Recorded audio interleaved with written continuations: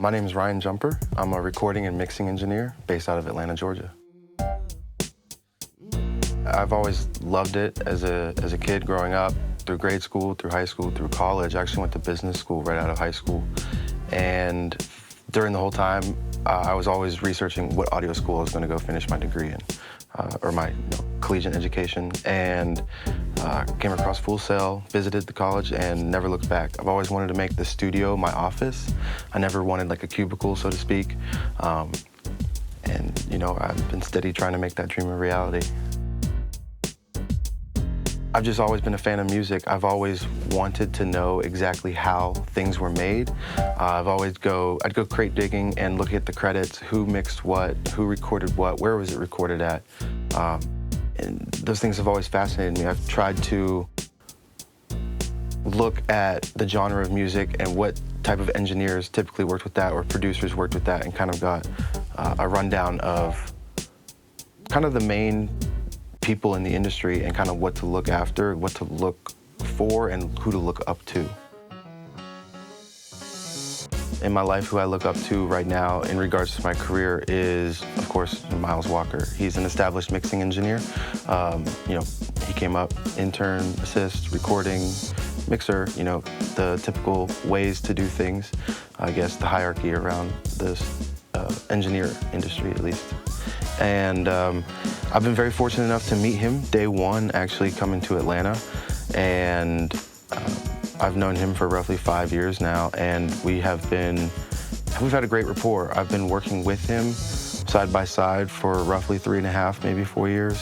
And he and I are kind of in a position now where we are wanting to expand the operation into more of a mixing entity, as not so much I be his assistant, however, a mixer with him as well.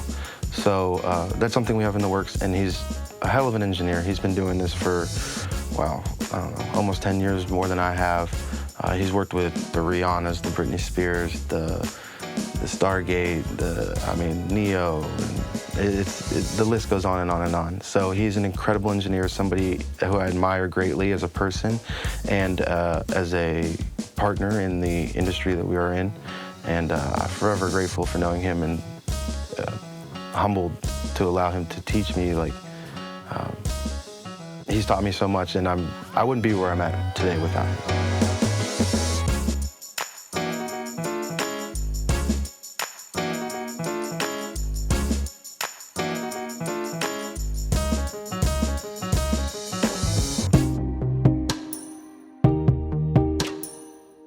So typically we get a song in, or I get a song in.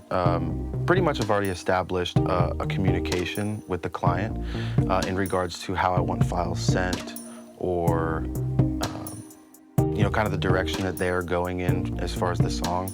I may even listen to the song a day or two in advance, kind of see, understanding more of kind of their ideas. And then, the files would be sent. I take a lot of different DAWs these days: Pro Tools, Logic, Ableton, Cubase, Studio One. I'd prefer if the session was sent to me exactly as it was recorded. For instance, if it was a Pro Tools session and the vocals were all done in Pro Tools and, to a 2-track beat, just send me the stems and give me the vocal session. If the whole production and vocals were all done in Ableton or Logic, just send me that. I'd like to make my own stems and kind of work from there. Once I do create my own stems, I typically load it up into a template that I've created, and I have everything routed out to the gear. I have a SPL mix stream, and it works as an analog summer. So I have summing amplifier.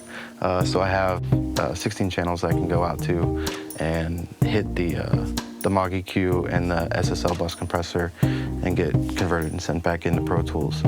So it's a hybrid setup, which is very cool. I love the analog sound, the analog realm. I've always started digital. I never really was in the industry when the analog realm was the entity. So I grew up digital. I learned in school digital. The first 3 years of my career were all digital until I started really working with Miles and really started mixing, with and for him. When the rig on the hybrid end of things started to come about, and it's changed my mixes completely, 100%. I love it. I would always integrate it into my future endeavors, if possible. And so some of the plugins I typically like to use, it really depends, mixing or recording. I mean, recording, auto-tune is pretty much essential. Really any EQ, nice R compressor to just kind of level out the vocal performance. You know, the typical Waves bundle is very solid in regards to recording. I feel like you get a lot, you don't have a lot of usage, system usage with it. So right now I currently have an X-Rack, which has the SSL bus compressor, and it has a couple stereo EQs and then another compressor, which I can patch in and use.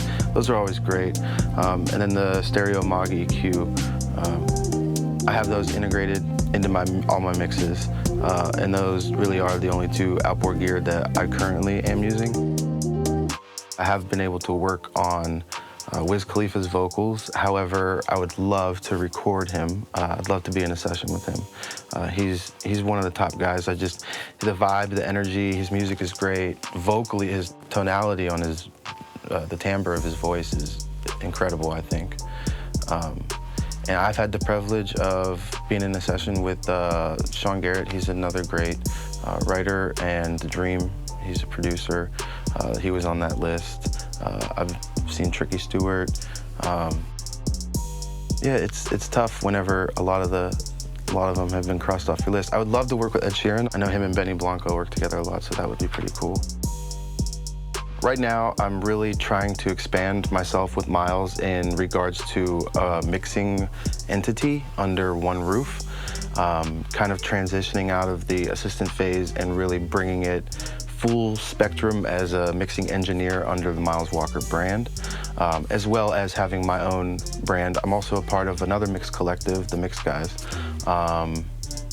And so between those, my own freelance stuff, between those three entities, I really would like to get those going full speed. There's a lot in the works right now, and some of it has come to fruition as legitimate work. But it's really building and scaling, and part of the new facility here, there's a couple rooms that are open that I kind of have my eye on, so we never know what could happen. Long-term goals, I would have to say the Grammy, of course. Why not? That'd be one heck of an experience, and I really, really, really would like to achieve it. Outside of that, I would love to pick up a major A-list artist as their personal engineer, possibly travel the world with them, different studios, meet different people, work on some great music that comes out, maybe even hits the charts, #1 record, that's another one. But yeah, long-term goals they're there, and they're very achievable.